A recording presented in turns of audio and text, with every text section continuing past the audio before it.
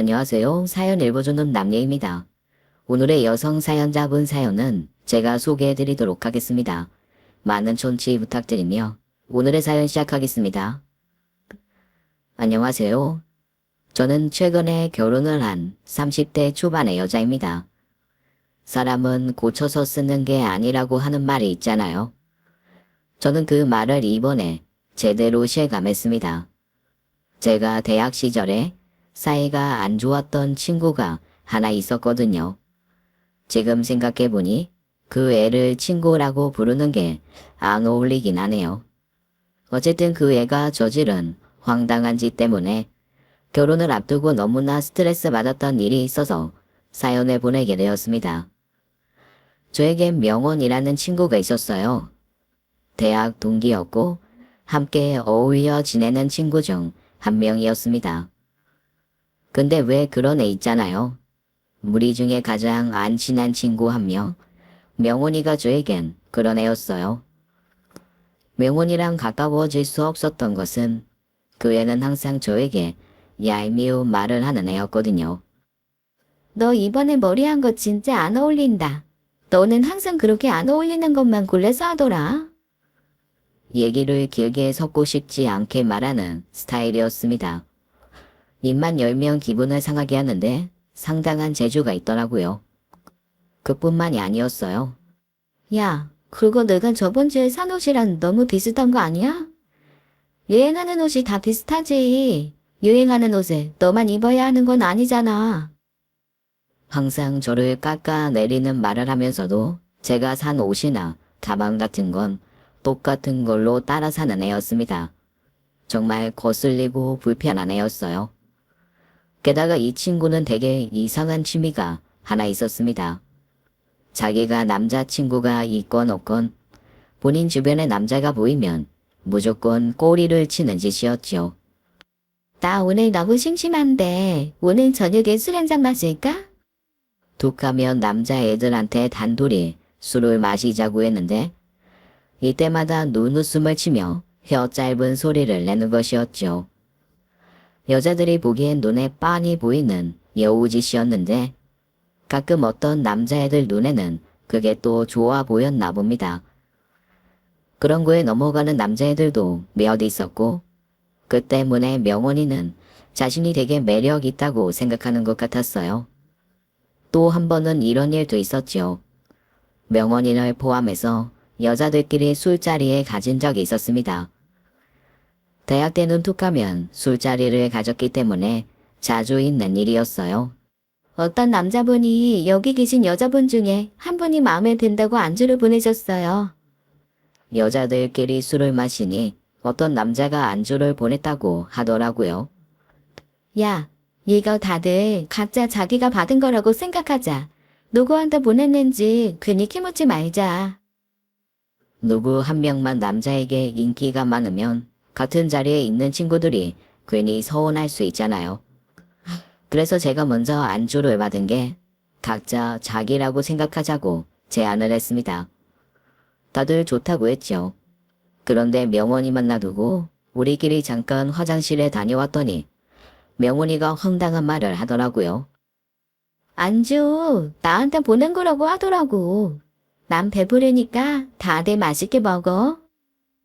안주를 누구한테 보낸 건지 캐내지 말자고 다 같이 동의했는데 명훈이가 굳이 웨이터에게 캐물은 거죠.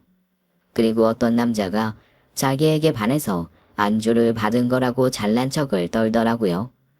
어찌나 얄밉던지 다들 시선만 마주치고 아무 말도 하지 않았어요. 그런데 더 황당한 게 뭔지 아시나요? 저 번호 좀 알려주세요. 아까 제가 안주 보내드렸는데. 명언이 때문에 망쳐버린 술자리를 정리하고 일어나려고 하는데 어떤 남자가 저에게 와서 연락처를 물어보더라고요. 네? 저요? 제 친구 아니고요? 저는 그 남자가 명언이와 제가 입은 옷이 너무 비슷해서 헷갈린 거라고 생각했습니다. 그런데 그게 아니었어요. 전 그쪽 보고 안주 보낸 건데요. 명언이가 한 말이 거짓말이더라고요. 들킬 거라고 생각을 못하고 자기가 안주를 받은 거라고 거짓말을 한 거였습니다. 이렇게 자잘하게 얄미운 짓들을 해왔는데 명원이를 정말로 용서할 수 없는 일은 따로 있었어요. 나중에 생각해도 손이 부들부들 떨리도록 열받는 일이었죠. 제가 대학 들어가서 제가 남자친구를 처음 사귀었을 때였어요. 처음 남자친구가 생겨서 하루하루가 들떠 있었죠.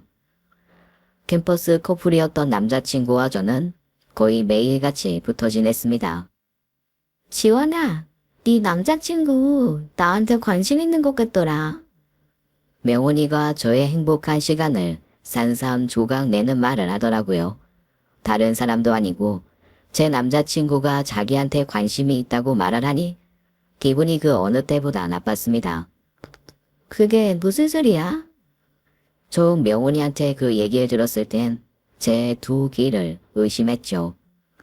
남자친구가 사람들과 잘 어울려 지내긴 해도 저를 걱정할 만한 짓을 하고 다닐 사람은 아니었거든요. 나한테 자꾸 연락하고 그러더라. 우리 어젯밤에도 밤새 통화하고 그랬어. 워낙 생각 없이 말을 많이 하는 애라 저는 처음에는 설마 했습니다. 그냥 제 속만 긁으려고 하는 말이라고 믿고 싶었어요. 물론 그렇다고 제 기분이 아무렇지도 않은 건 아니었습니다. 내 남자친구가 연락했다고 해도 네가 그걸 받아주면 어떡해. 어머, 왜 나한테 그래? 나는 전화 받아준 것밖에 없어. 가뜩이나 평소에 미워하던 애가 제 남자친구와 밤새 통화를 했다는데 정말 미치게 싫더라고요. 그리고 통화를 했다는 것도 열받는데 굳이 저한테 그 얘기 얄밉게 전하는 것도 이해가 안 됐고요. 너 정말 어젯밤에 명훈이랑 밤새 통화했어? 네가 내 친구랑 왜 밤새 통화를 해? 명훈이가 고민 상담하고 있다고 해서 통화한 거야. 그리고 밤새 통화한 것도 아니야.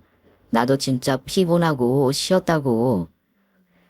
이것만 보고 남자친구가 명훈이를 좋아한다고 판단할 수는 없는 거였지만 어쨌든 통화를 한 일은 도저히 참고 넘어갈 수 없었습니다. 그래도 그렇지. 왜 밤에 전화를 받아줘? 너 걔 좋아해? 얘기를 들어보니 남자친구의 잘못도 아닌데 괜히 남자친구에게 성질을 부렸어요. 내가 뭘 그렇게 잘못한 건지 이해 안 된다. 명훈이가 먼저 전화해서 얘기 좀 들어달라고 하는데 네 친구인데 내가 어떻게 거절을 해? 걔가 네 친구라서 전화 받아준 거지. 평소 같으면 나 그런 전화 받지도 않아. 명언이라면 제가 워낙에 안이 꼽게 생각하고 있던 터라 남자친구가 명언이랑 밤에 통화를 했다는 것만으로도 기분이 좋지 않더라고요. 그 일로 남자친구와는 한참을 싸웠고 그렇게 싸우다가 결국 헤어졌습니다. 너무 속상해하지 마. 근데 너 이제 걔랑 정말 헤어진 거야? 그럼 내가 걔 만나도 되는 거야? 제가 남자친구와 헤어지고 힘들어서 친구들이 위로를 해주는 와중에 명훈이가 끼어들어서 한다는 말이 제가 막 헤어진 남자친구를 자기가 만나도 되냐는 거였습니다. 그 말을 듣는데 머리가 핑 도는 것 같더라고요. 너 지금 그걸 말이라고 해? 그동안의 미운 짓은 참고 넘어갈 수 있지만 이번 일은 그냥 넘어갈 수 없었습니다. 난 그냥 물어보는 거야. 근데 솔직히 너랑 안 어울리긴 했어. 급이 안 맞는 애였잖아. 그는 과 대표에 인기도 많은데 너한테는 너무 과분하지 않아? 평소에 저를 무시하는 말을 많이 하는 애였는데 그날은 싸움을 걸더라고요. 야, 너 내가 얼마나 봐줬는지 알아? 솔직히 다른 애들 아니었으면 너랑 말도 안 섞었어. 사사건건 나 무시하고 막말하고 내가 하고 다니는 거 따라하는 것도 참았는데 이번엔 도저히 못 봐주겠다. 저는 곧장 명원이 머리채부터 잡았어요. 남자친구랑 헤어져서 기분도 엉망인데 옆에서 쉰소리를 하니까 거리낄 것이 없더라고요. 그날은 명원이와 머리채를 잡고 몸싸움을 벌였습니다. 그동안에 쌓였던 것들이 한꺼번에 터지면서 저도 화를 참을 수 없었어요. 주변에서 친구들이 말려서 겨우 진정이 되었지만 그날 이후로 명원이와 저의 관계는 완전히 끝이었죠. 그렇게 대학 졸업할 때까지 저와 명원이는 말 한마디 섞지 않고 지냈습니다. 함께 어울리는 친구들도 명원이와 저를 같은 자리에서 만나지 않게 조심해 주더라고요. 그렇게 대학을 졸업하고 취업을 하고 막 30이 되었습니다. 명원이에 대해서는 당연히 잊고 살았죠. 저는 회사를 다니면서 좋은 사람을 만나 데이트도 즐겼어요. 다정하고 저를 항상 배려해주는 남자친구를 만나 결혼을 약속한 상태였습니다. 그런데 어느 날 모르는 번호로 전화가 왔습니다. 전화를 받을까 말까 고민했는데 지금 생각해보면 그 전화를 받지 않는 게 좋았을 거예요. 그 전화로 인해 끊어졌던 악연이 다시 시작되었거든요. 여보세요? 누구세요? 나야, 명원이. 그동안 잘 지냈어? 잊고 지내던 명원이라는 이름에 저는 기분이 그닥 좋지 않았습니다. 대학 시절에 가장 안 좋았던 기억을 심어준 애였기 때문이었죠. 그런데 한편으로는 궁금하기도 했습니다. 내내 연락을 끊고 잘 살다가 갑자기 왜 전화를 걸었는지 궁금하더라고요. 네가 어떻게 연락을 다 했어? 너 아직도 나한테 서운하니? 좋은 기억은 없으니까. 그게 벌써 8년 전 일이야. 나는 그때 생각하면 내가 왜 그랬나 얼굴이 화끈거려. 돌아보니 벌써 8년이나 지난 일이었죠. 지나고 나서 보면 전부 별일 아닌 게 느껴지고 상황도 객관적으로 보이잖아요. 명원이도 그런가 보다 했어요. 그래, 그때 정말 나한테 왜 그랬니? 사실은 네가 부러웠어. 네가 입고 다니는 옷들도 예쁘고 잘난 남자친구 만나는 것도 부러웠고. 차라리 솔직히 말하니까 이해도 되었습니다. 어릴 때는 친구들끼리 질투도 많이 하잖아요. 난 네가 날 너무 싫어하는 것 같아서 힘들었어. 그래, 그때는 미안했어. 전부 내 잘못이라고 생각해. 너한테 미리 사과하지 못한 게 시간이 지나서도 내내 마음에 걸리더라. 그 사이 얘가 철이 들었나 싶었습니다. 세월이 많이 지나서 그런지 마음이 조금 누그러지더라고요. 게다가 제 연락처를 알아내서 먼저 사과까지 하니까 거기다 대고 더 나쁜 말을 하고 싶지는 않았습니다. 그래, 이제 와서 옛날 얘기하면 뭐해? 그래서 넌 잘 지내고 있어? 그냥 회사 다니면서 평범하게 지내. 넌 곧 결혼한다며? 애들한테 얘기 들었어. 그래서 대학 동기들 만나서 청첩장 주려고. 우리 이제 나이도 먹었고 둘 다 결혼도 할 거잖아. 예전 일은 잊고 가끔 연락이나 하면서 지내는 건 어때? 결혼하는데 서로 축하해주고 화해도 하자. 이제 와서 연락하고 지낸다는 게 어색하긴 하다. 나 결혼식에 와줄 친구들도 몇 명 없어. 이제야 알 것 같았습니다. 결혼식에 부를 친구가 없어서 예전 친구들을 찾는구나 생각이 들더라고요. 그런 애들 있잖아요. 결혼 앞두고 하계획 없을까봐 연락 돌리는 애들이요. 그게 이해가 안 되는 것도 아니었습니다. 그리고 8년 전의 일이면 워낙 오래된 일이고 미안하다는 말을 들으니 적어도 동기들끼리 모일 때 같이 보자고 부를 수는 있겠다는 생각이 들었어요. 그리고 결혼식에 부를 친구도 없다는 명원이의 말이 좀 안쓰럽게 들리기도 했고요. 이번 주말에 동기들 만나서 청첩장 줄 건데 너도 올래? 오랜만에 애들도 만나고 너무 좋을 것 같다. 네가 그렇게 말해주니까 고맙고 그렇다. 네가 아직도 나 싫어하면 어쩌나 고민했는데 전화하기 잘했다 싶어. 제 말에 명원이가 너무나 고마워하더라고요. 명원이랑 제가 다시 가까워지는 일은 없겠지만 그래도 안 좋았던 기억을 정산하는 건 좋겠다 싶었습니다.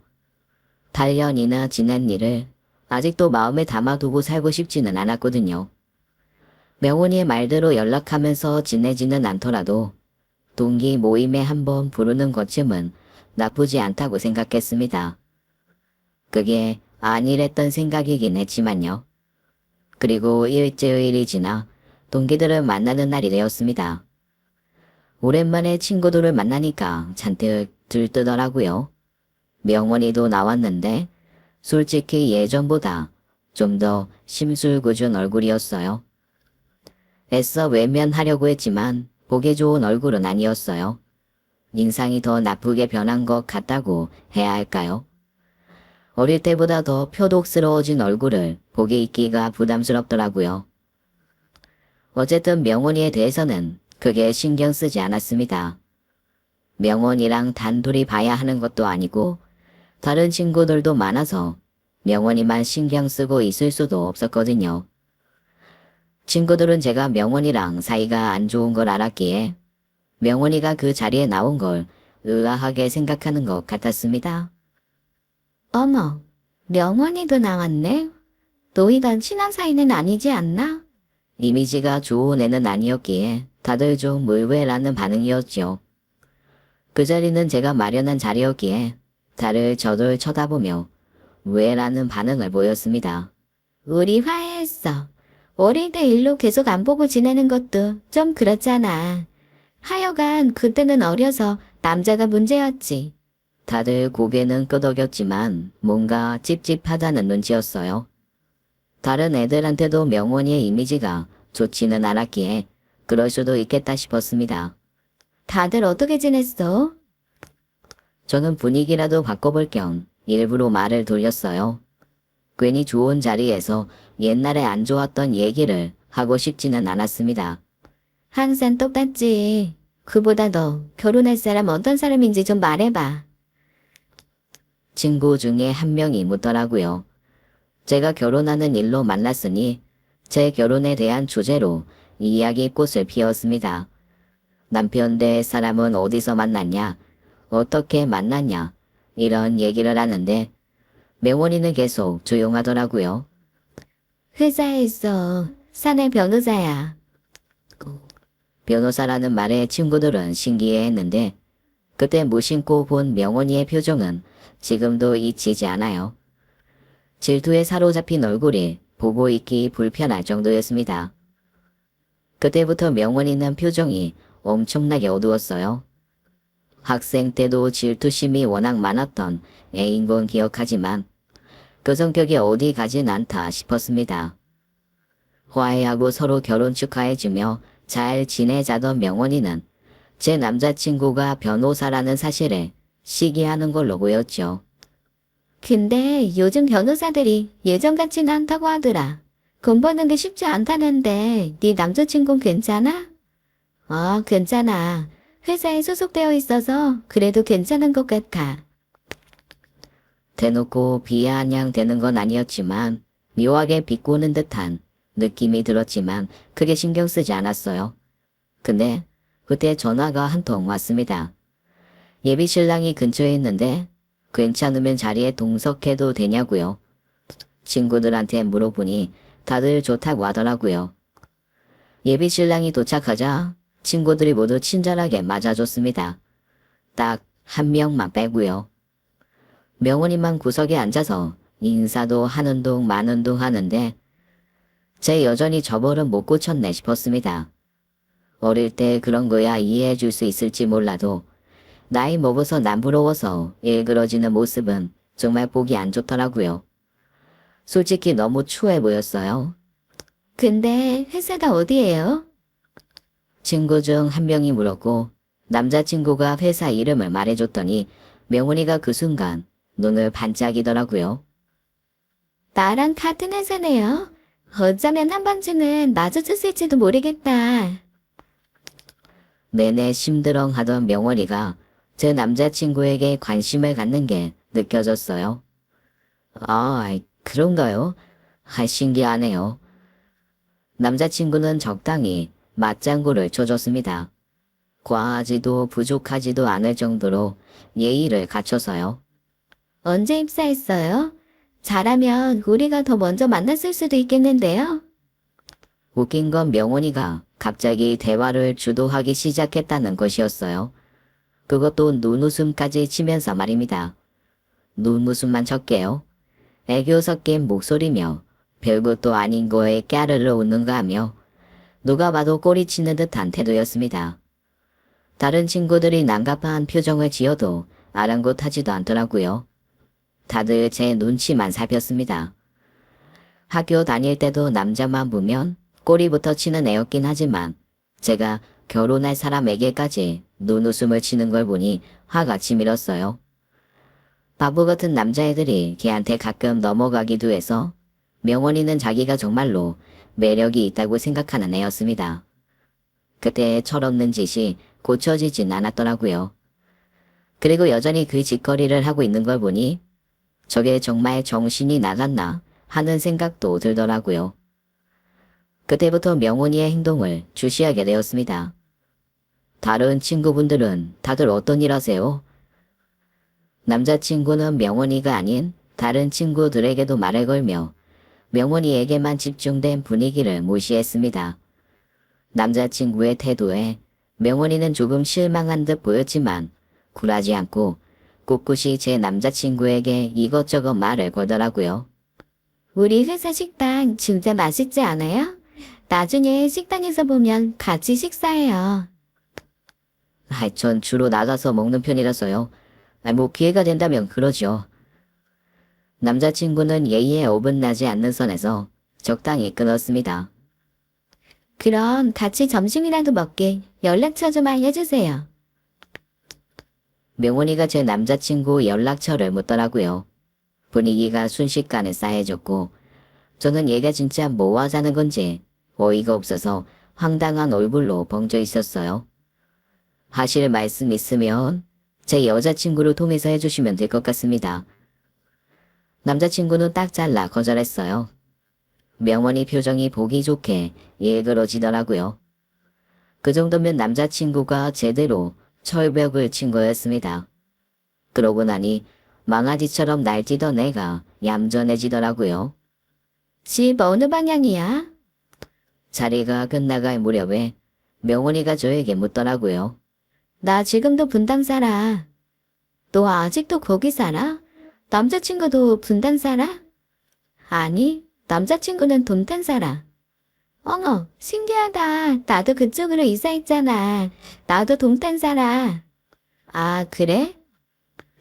내내 제 남자친구한테만 관심을 갖던 명원이가 갑자기 저에게 찰싹붙어서 집 가는 방향을 묻는데 기분이 참 싸했습니다. 다른 꿍꿍이가 있는 것 같았죠. 우리 이제 일어날까? 가는 방향이 같은데 저도 데려다 주시면 안 돼요? 이거였습니다. 데려달라고 하기 위해서 저에게 먼저 방향을 물었던 거예요. 명원이가 정말로 동탄에 사는지도 의심스럽더군요. 이번 전부 차를 얻어 타기 위해 한 말이 아닐까 하는 생각이 들었어요. 물론 제가 너무 예민하게 생각하는 것일 수도 있지만 당시에는 그 애가 그저 술을 쓰는 것처럼 느껴지더라고요. 그렇다고 대놓고 같이 가자는 애를 떼놓기도 좀 그렇더라고요. 남자친구의 차에 저는 조수석에 오르고 명원이는 뒷자리에 탔습니다. 그때까지는 큰 문제는 없었어요. 문제는 제 집 앞에 도착하고 나서였습니다. 돈탄에 사신다면서요. 저도 돈탄에 사는데 가는 길에 심심하진 않겠다. 남자친구는 대답하지 않았지만 분위기상 남자친구가 동탄의 명원이 집까지 데려다 줘야 하는 상황으로 보였죠. 마음 같아서는 그냥 너도 지금 내려라고 말하고 싶었지만 자존심 때문에 말도 꺼내지 못했습니다. 세상은 넓고 이상한 사람은 많다고 명원이가 딱 그런 애였어요. 다시 생각해도 그때 명원이를 그냥 차에서 내리게 했어야 했는데 그러지 못한 게 두고두고 후회가 되더라고요. 오늘 오랜만에 네 얼굴 보니까 너무 좋더라. 우린 다음에 또 보자. 조심히 들어가고 연락해. 제가 조수석에서 내리자 명원이가 아주 명랑한 목소리로 인사를 했습니다. 그리고 그 애가 어떻게 했는 줄 아세요? 갑자기 뒷자리에서 내려 조수석으로 자리를 옮기더라고요. 제 남자친구가 운전하는 옆자리예요. 그때 그 묘한 기분을 어떻게 설명해야 할지 모르겠습니다. 저는 그 일이 마음에 걸렸는데 다행히 30분 정도 뒤에 바로 남자친구한테 전화가 오더라고요. 친구 데려다주고 나도 집 가는 중이야. 별일 없었지? 무슨 얘기 했어? 내가 계속 자기 학교 다닐 때 어땠냐고 물어봤어. 근데 그 친구 자기에 대해서 잘 모르는 것 같더라. 다행히 별일은 없었던 것 같지만 기분은 좋지 않았습니다. 대학 동기들한테 나중에 물어보니 명훈이가 동탄에 사는 건 맞다고 하더라고요. 제가 괜히 예민했나 싶었습니다. 그리고 다음날 남자친구의 차를 탔는데 좀 짜증나는 게 보이더라고요. 남자친구 차 블루투스에 명훈이의 아이폰이 연결되었던 흔적이 있었습니다. 제가 내리고 제 남자친구 옆자리에 앉아 블루투스까지 연결했던 거였어요. 저는 그게 확 짜증이 나더라고요. 제 친구를 데려다준 남자친구에게 짜증낼 일은 아니니까 내색은 하지 않았지만 이 상황에 대해서 친구들에게 물어보았죠. 그런데 반응이 둘로 나뉘었습니다. 근데 계속 뒷자리에 앉아있는 것도 이상하지 않아? 회장님하고 기사도 아니고 좀 그렇잖아. 근데 블루투스 연결은 좀 오바긴 하다. 이렇게 말하는 친구가 있는가 하면 야, 그래도 뒷자리에 계속 앉아있는 게 낫지. 지가 왜 조수석에 앉아? 굳이 조수석으로 자리를 옮기는 게 더 이상하지 않아. 친구들의 반응을 들으니 기분이 더 나쁘더라고요. 대놓고 화낼 수 있는 일은 아닌데 기분은 찝찝한 딱 그런 마음이었습니다. 그래도 잊으려고 노력을 했어요. 명훈이 다시 볼 일이 또 있겠나 싶어서요. 그런데 저는 며칠 뒤 남자친구의 연락을 받고 기분이 확 상하고 말았습니다. 사내 네트워크로 당신 친구가 말을 걸더라고.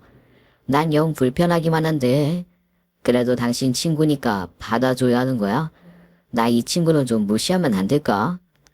내 친구 누구? 명훈이 걔?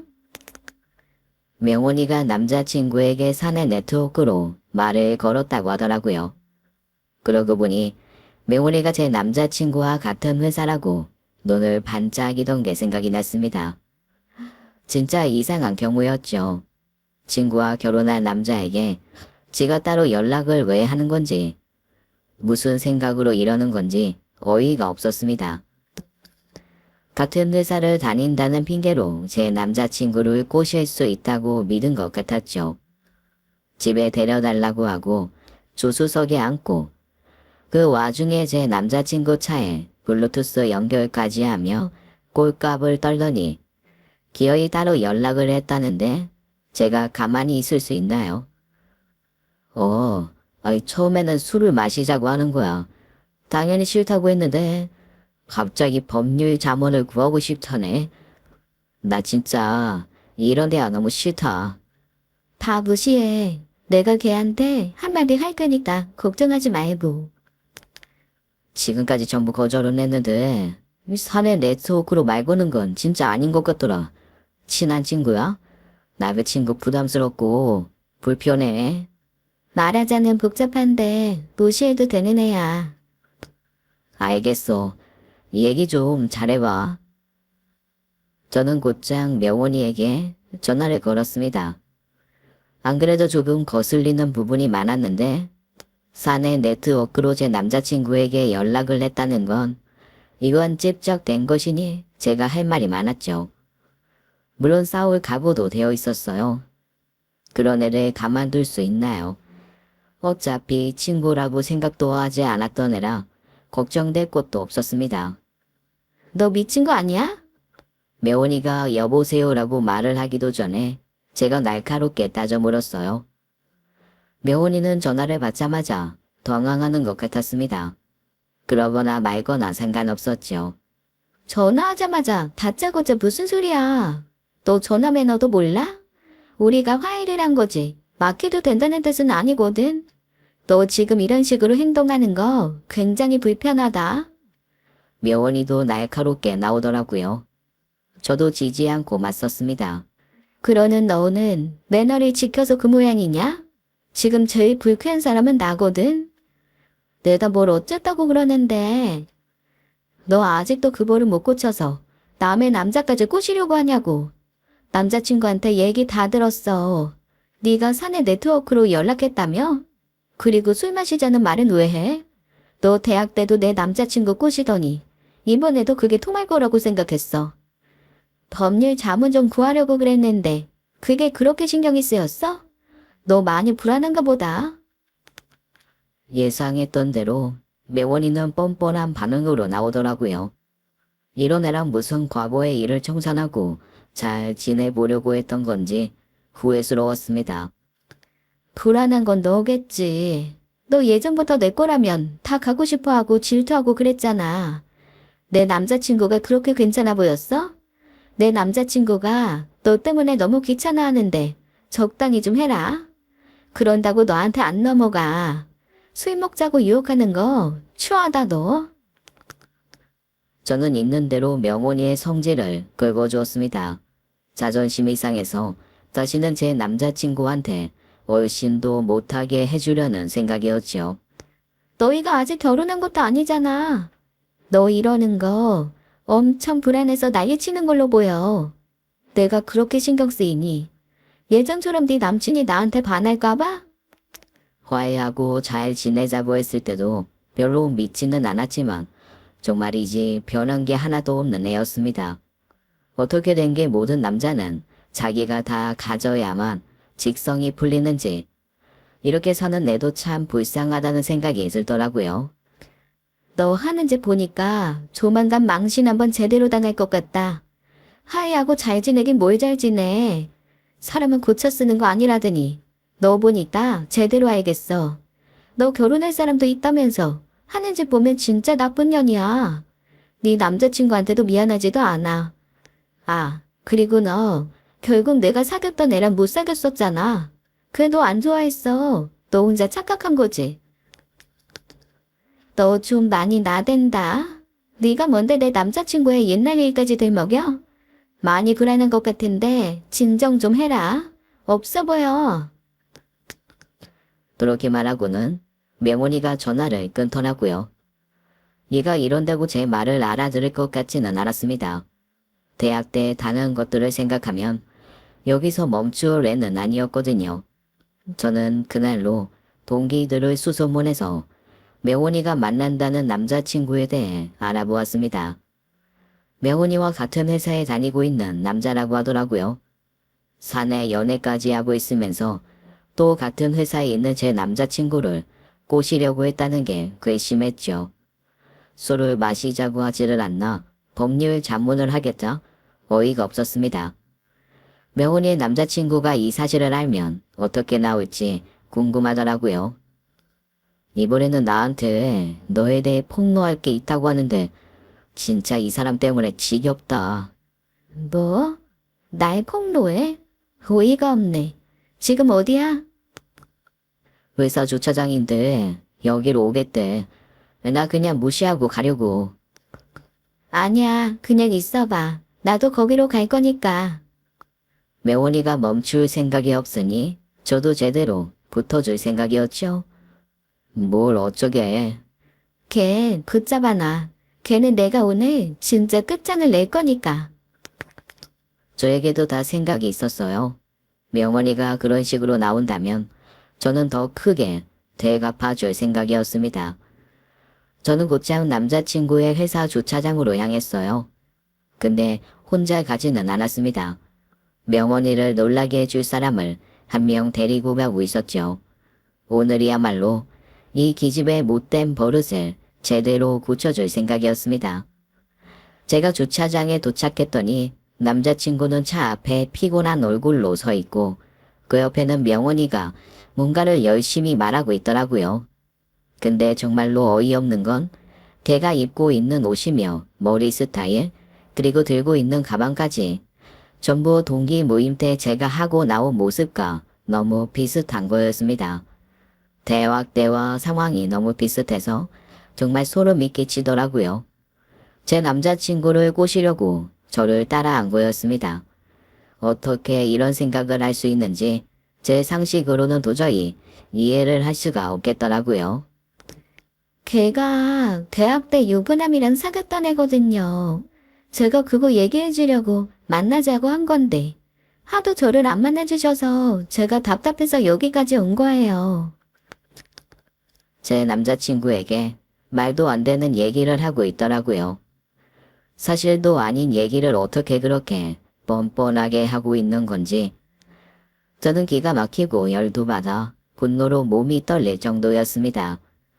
있지도 않은 말을 지어낼 정도로 저를 미워했던 건지 아니면 그만큼 제 남자친구가 탐이 난 건지는 몰라도 명원이가 하는 짓은 정상이 아닌 것은 분명했어요.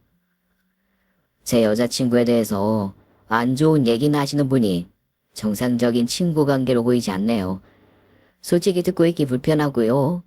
그런 일이 있었건 말건 저는 물어보지도 않은 내용에 대해서 별로 알고 싶지도 않아요. 이제 됐으니까 다시는 저에게 사내 네트워크로 연락을 하거나 할 얘기 있다고 잡아두는 거 하지 마세요. 저는 남자친구의 딱 부러지는 태도가 마음에 들기는 했지만 그걸로는 명훈이의 못된 심보를 고쳐놓기엔 부족하다는 생각이 들더라고요. 그래서 제가 끼어들었습니다. 너 말이면 단 줄 알아? 어디서 말을 지어내? 네가 그런 식으로 한다고 우리가 헤어질 것 같아? 너 아직도 나 질투하냐? 그래서 우리 헤어지게 하려고 이런 짓까지 하니? 너 이거 명예훼손인 거 알아? 당장이라도 명훈이 기집애 머리채를 잡고 흔들어 주려고 했습니다. 그런데 제가 데려온 사람이 있다고 했잖아요. 그 사람이 저를 말리더라고요.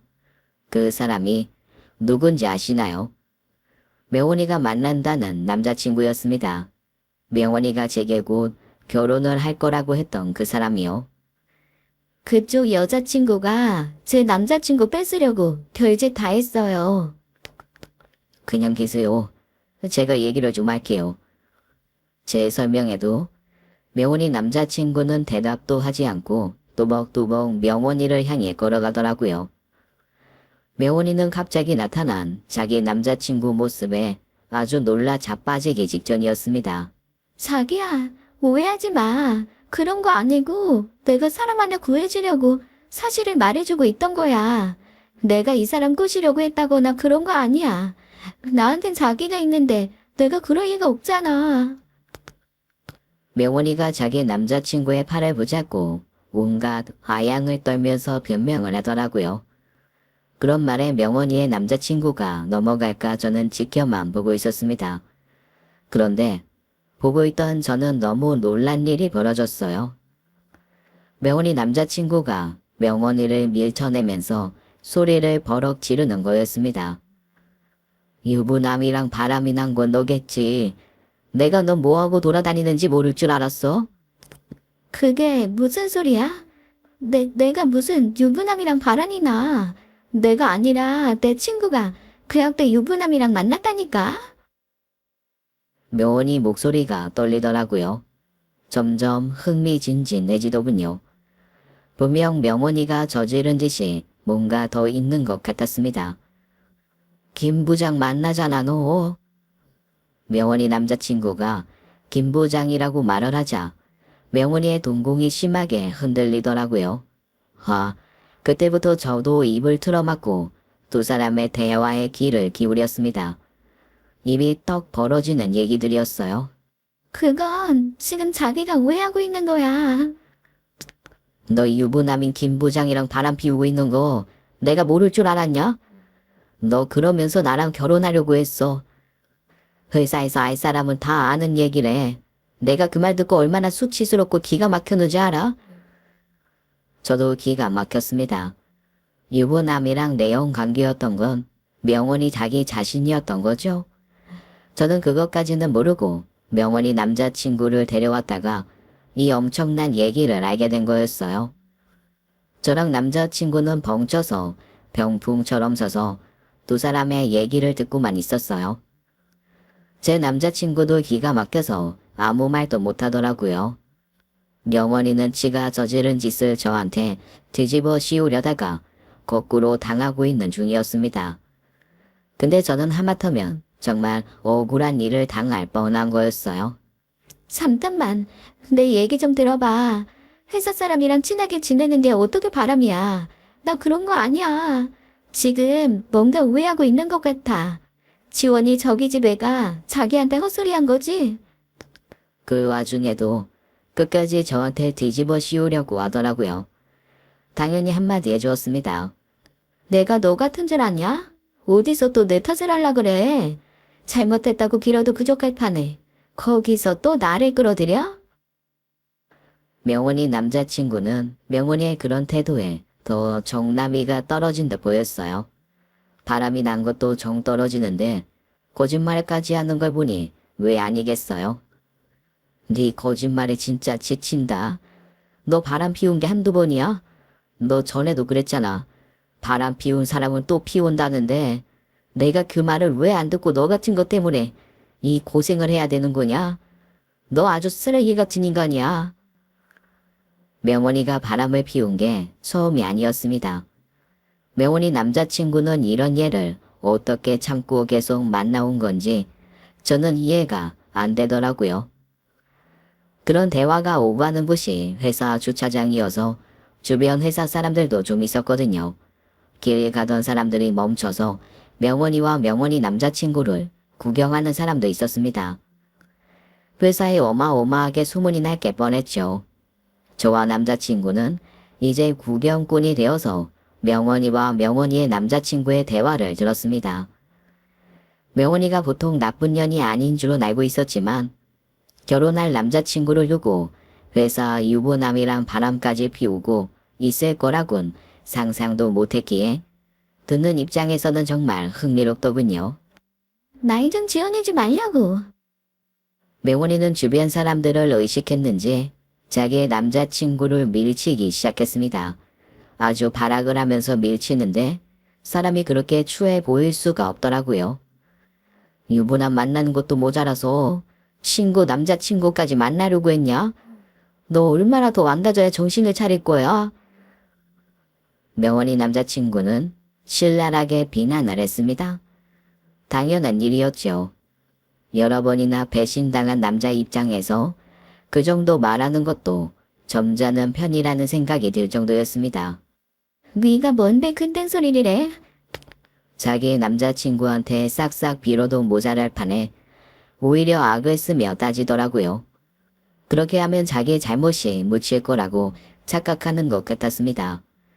기어이 명원이가 지 남자친구의 머리채를 잡는 것까지 보고 나서야 저와 남자친구는 그 자리를 떠났어요. 마지막 더러운 꼴까지는 보고 싶지도 않더라고요.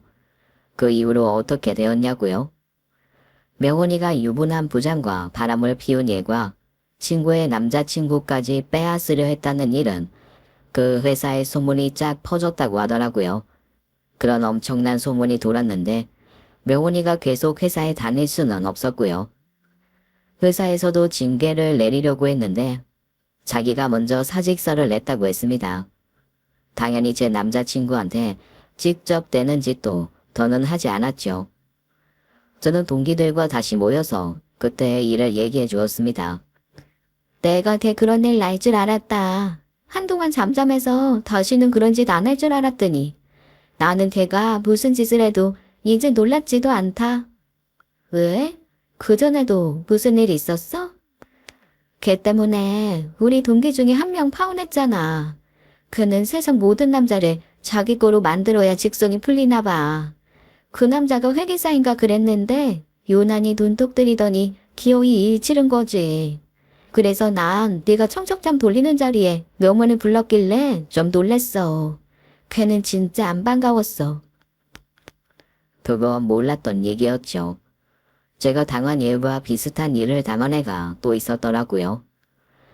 물론 저는 파혼을 하지는 않았지만 명원이가 저 말고도 다른 친구에게 비슷한 짓을 했다는 건 충격이었습니다. 사람 인상이 더 심술궂어 보인다 싶더니 별짓을 다 하고 다녔더라고요. 그러니 동기 모임에 명원이를 데려왔을 때 애들 표정이 좋지 않았던 게 이해가 되었습니다. 걔 진짜 별짓 다 하고 살았구나. 난 그런 일이 있었는 줄도 몰랐어. 그뿐인 줄 알아? 걔 대학 때부터 네가 하고 다니는 거 똑같이 했잖아. 너랑 연락 끊고 지낼 때도 맨날 네 SNS 들어가서 네가 하고 다니는 거 똑같이 사고 그랬어. 저는 더 기가 막힌 얘기를 들었죠. 연락을 안 하고 지내는 와중에도 제 SNS에 들어와서 저를 염탐했다는 얘기였어요. 그 말을 듣는데 소름이 끼치더라고요. 아니, 명훈이가 대체 저를 왜 그렇게까지 의식하면서 살았던 건지 저로서는 이해가 안 됐습니다. 뭐? 그 연락도 끊어진 사이에 그런 짓을 왜 하는 거야? 걔가 패션 센스가 없잖아. 그러니까 주변에 자기가 부러워하는 사람들 따라하는 거야. 걔 맨날 주변 사람들 질투하고 흉내내고 그랬잖아. 그 버릇 어디 가겠어? 평소에 얼마나 못된 짓을 많이 했는지 명원이 얘기만 해도 명원이에 대한 불쾌한 에피소드들이 여기저기 친구들의 입에서 나오기 시작하더라고요. 걔는 진짜 왜 그러고 사니? 그 검은 속을 누가 알겠어. 아마 지금도 네 SNS 보면서 또 뭐 따라할 거 없나 구경하고 있을걸? 아, 진짜 소름 끼쳐. SNS 당장 없애야겠다. 나는 걔가 나에 대해서 아는 것도 싫어. 손절하는 게 답이야. 걔한테 연락 오면 욕이나 한 바가지 퍼부어줘. 다시는 네 주변에 얼씬도 못하게. 아예 마주치는 일도 없었으면 좋겠다. 그렇게 명원이와의 일은 잊고 살았어요. 앞으로 다시는 마주치는 일이 없기를 바랬지만 문제는 그 애가 저를 잊지 않았다는 거였습니다. 저에 대한 명원이의 집착은 상상 이상이었어요. 너, 나 좀 보자. 어느 주말 저녁이었습니다. 결혼 준비로 오후까지 내내 바쁘다가 겨우 집에 와서 쉬고 있는데 모르는 번호로 전화가 오길래 무심코 받았어요. 그러다가 다시는 듣고 싶지 않은 목소리를 듣고 말았습니다. 명원이었어요. 네가 무슨 낯짝으로 나를 보자고 해? 우리 둘 아직 할 말 남은 것 같은데? 명원이가 저에게 전화를 건 게 어이가 없었습니다. 잘한 거 하나 없으면서 억울하다 이거였죠. 할 말이 남긴 했지. 너한테 욕을 한 바가지 퍼부어줘야 되는데 내가 그걸 못했지. 솔직히 무시해버리면 그만인데 한 번쯤 만나서 다시는 제 주변에 얼씬도 못하게 해주고 싶다는 생각에 저도 그때는 이성을 잃었던 것 같습니다. 제대로 혼내주지도 못했다는 생각이 들더라고요. 명훈이가 자기 남자친구와 싸워서 회사까지 그만두긴 했지만 그게 저와 제대로 얘기를 끝냈던 건 아니었잖아요. 이번 기회에 명훈이에게 하고 싶은 말은 제대로 퍼부어주고 끝내고 싶었습니다. 욕을 퍼부어줘야 하는 사람은 나야. 그래, 만나서 얘기하자. 너한테 할 말도 많은데 네 남자친구가 나를 말려가지고 하고 싶은 말도 제대로 못했어.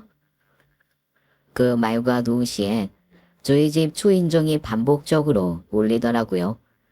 그것도 명언이었습니다. 제 집 근처에서 전화를 걸었던 거였어요.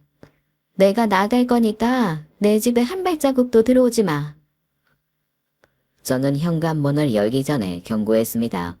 그런데 현관문이 열리자마자 명훈이가 집 안으로 뛰어들어 제 머리채를 붙잡는 거였어요. 이게 끝까지 해보자는 거구나 싶어서 다짜고짜 머리채를 잡힌 저는 지기 싫어서 팔을 휘둘러 닥치는 대로 그 애에게 주먹질을 했어요. 한 대 맞은 명훈이가 뒷걸음질을 치며 주춤하는 사이에 저는 그 애를 확 밀어 제꼈죠. 이 나쁜 년아, 남의 인생 망치니까 좋아? 그러면서 넌 어디 결혼 잘할 줄 알았냐? 누가 들으면 제가 자기 남자친구를 꼬신 여자인 줄 알 것 같았습니다. 자기가 그 많은 잘못들을 저지르고도 피해자라고 생각하는 것도 딱 자기 중심적이더라고요. 내 남자친구 꼬신 건 너야. 너 지금 뭘 잘했다고 나한테 시비야? 유부남이랑 바람 피우고 네 남자친구한테 걸린 게 내 잘못이냐? 잘못했다고 싹싹 빌어도 부족할 판에 어디서 피해자인 척하고 있어. 저는 옆집에 들리건 말건 악을 썼습니다. 그런다고 알아들을 애가 아니라는 걸 알면서도 소리라도 지르지 않으면 제 속이 터져버릴 것 같더라고요. 난 너 대학 때부터 마음에 안 들었어. 남자친구 생겼다고 유난히 티내고 다니고. 난 네가 신나서 웃는 꼴도 보기 싫었어. 들어보니 그냥 제가 싫은 애였더라고요. 그러면서 그게 대단한 이유라도 되는 것처럼 말을 하는데 그냥 열등감에 사로잡힌 애가 여전히 열등감을 느끼고 있는 것처럼 보였습니다. 그래서 나 따라하고 다녔냐? 넌 내가 마음에 안 든다면서 왜 내가 하는 거 따라하고 다닌 건데? 나도 그거 되게 마음에 안 들었어. 넌 대체 왜 그러고 사냐? 어릴 때야 뭘 몰라서 그럴 수 있다고 쳐도 나이 먹어서까지 남과 비교하면서 왜 그러고 살아? 나랑 연락도 안 하고 지내면서 내 SNS는 왜 염탐해? 그리고 너 친구 남자친구 꼬신 게 이번이 처음 아니라며? 너 때문에 파혼한 애도 있다며? 넌 그렇게 남이 가진 거 다 빼앗고 싶어? 그 정도 욕을 먹었으면 할 말이 없을 줄 알았는데 그 와중에 또 말대꾸를 하더라고요. 나는 너처럼 자격 없는 애가 잘 사는 꼴은 죽어도 못 보겠어. 그리고 너만 아니었으면 내가 회사 그만둘 일도 없었고 내가 널 용서할 수 있겠냐? 명원이는 자기 팔자를 자기가 꼬고 있더라고요. 남과 비교하면서 남이 잘 사는 모습에 혼자 배 아파했죠. 그러면서 남 탓은 또 얼마나 하는지 불쌍하기까지 했습니다. 그럼 나 안 보고 살면 되잖아. 왜 또 나타나서 나까지 기분 더럽게 만들어? 네가 내 인생에 끼어들지만 않았어도 이렇게까지 되지는 않았어. 너 때문에 남자친구랑 헤어지고 회사에서 짱인 거야. 야, 말은 똑바로 해. 끼어든 건 내가 아니라 너였지. 너 없어서 편안하게 잘 살고 있는 사람한테 화해하자고 왜 연락했냐. 그냥 조용히 살 것이지. 피해의식이 얼마나 심한지 모든 게 제 탓이라고 하더라고요. 남의 남자를 꼬신 건 자기면서 이게 다 제 탓이라고 하는데 얼마나 황당하던지요. 이게 무슨 일이야? 명원이랑 한참 투닥거리는데 남자친구가 제 집에 들어왔다가 놀란 얼굴로 묻더라고요. 명원이와 제가 산발이 된 머리로 서로를 노려보고 있으니까 남자친구가 많이 놀란 것 같았습니다. 남자친구는 제일 먼저 저에게 달려와 제가 다친 데는 없는지 확인부터 했어요. 명원이가 다쳤건 말건 남자친구에겐 관심 밖의 일이었죠. 전명은 저게 갑자기 우리 집에 쳐들어왔어. 내가 분명히 내 집에 들어오지 말라고 했는데 다짜고짜 들어와서 내 머리채 잡고 흔들었어. 저는 남자친구에게 곧장 일러바쳤죠. 나 명예훼손죄로 고소할 거야. 니들 둘 다. 명예훼손이라는 말에 저는 코웃음을 쳤습니다. 괜히 남의 남자친구 건드렸다가 일만 커진 게 명예훼손이 될 거라고 생각을 했나 봐요. 지가 유부남을 만난 건 지가 남자친구한테 걸려서 회사에 소문이 난 거지. 그게 제가 없는 소문을 지어낸 건 아니잖아요. 명예훼손이 뭔지 모르나 본데 명예훼손 성립이 안 되거든요. 오히려 위쪽에서 그쪽이 저지른 저번에 가지고 명예훼손할 수 있는 거고요. 그리고 지금은 주거 침입죄가 성립이 되겠네요. 이해 크게 만들고 싶지 않으면 당장 나가세요. 남자친구의 경고에 명원이는 우리 두 사람을 씩씩대며 죽일 듯이 노려보더라고요. 우리 다시는 엮이지 말자. 너도 나 만나서 기분 더러웠겠지만 나도 너 만나서 못 볼 꼴 많이 봤다. 너 앞으로는 내 눈에 띄지 마. 길에서 우연이라도 나 보이면 네가 먼저 피해. 난 다시 너 마주치면 진짜 가만 안 놔둘 것 같으니까. 네가 날 다시 마주치면 뭐 어쩔 건데. 주거 침입죄랑 명예훼손으로 고소할 거야. 만나지도 않은 유부남 만났다고 헛소문 내려고 한 거, 내 집에 함부로 침입한 거 전부. 넌 절대로 잘 살지 못할 거야. 그 와중에 저에 대한 악담도 잊지 않더라고요. 어찌나 못나 보이던지 저도 한마디도 지지 않고 댓글을 해주었습니다. 헛소리 하지 마. 그리고 제발 부탁인데 남의 SNS 염탐 좀 하지 마. 찌질해. 그리고 너야말로 앞으로도 사는 게 불행할 거야. 어디 잘 살아봐. 내일 남 부러워하는 불쌍한 인간아. 제 말에 명원이 동공이 흔들렸습니다. 그래도 자기가 불리한 건 알았는지 자리를 떠나긴 했습니다. 어깨가 쭉 처져서 집을 나가는 뒷모습이 쌤통이라는 생각도 들더라고요. 그렇게 명원이가 저희 집에서 사라진 이후에는 모든 것이 제자리를 찾은 것 같았습니다.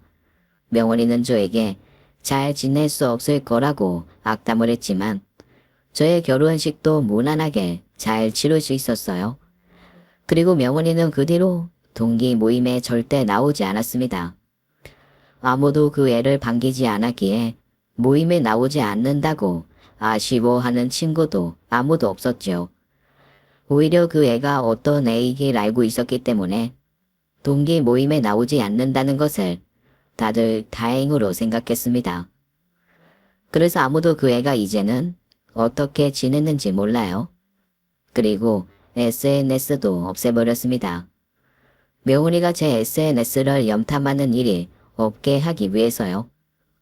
그렇게 명훈이와는 완전히 인연이 끊어졌습니다. 이제 저는 결혼을 해서 남편과 실혼생활을 즐기고 있고요. 명훈이가 저에게 악담을 한 것과는 달리 저는 평온한 나날을 보내고 있어요. 명훈이가 저에게 한 악담은 그 애에게 돌아갔을 거란 생각이 듭니다. 앞으로는 제 인생에 더는 그런 파란만장한 일이 생기질 않길 바래요. 세상의 모든 사람과 잘 지낼 순 없다고 하잖아요. 저에게 나쁜 영향을 주는 사람이라면 일찌감치 끊어내고 안 보고 사는 게 답인 것 같아요. 저는 이번에 명원이와의 일을 겪으면서 사람 심보가 쉽게 고쳐지지 않는다는 것도 배웠고 한번 끊어진 인연은 괜히 다시 이을 필요도 없다는 것도 배웠습니다. 한번 끊어진 데에는 다 이유가 있는 거라고요. 나를 너무 질투하는 친구가 있다면 전혀 도움이 되지 않으니 여러분 주변에도 그런 사람이 있다면 경계하시는 게 좋지 않을까 하는 생각이 들어요. 샤덴 프로 이레라는 말이 있는데요. 남의 불행을 보며 기쁨을 느끼고 남의 행복을 보면 불행을 느끼는 걸 말하는 거래요. 질투가 많은 사람들은 남의 고통과 불행을 먹고 사는 기생충 같은 사람들인 것 같아요. 여러분들도 이런 사람은 꼭 피하셨으면 좋겠습니다. 제 사연은 여기까지입니다. 제 이야기 들어주신 모든 분들에게 오늘 하루 좋은 일이 가득하기를 바랄게요. 감사합니다. 지금까지 사연 읽어주는 남녀였습니다. 끝까지 함께 해주신 여러분 감사드리며 저희는 다음 사연으로 돌아올게요. 감사합니다.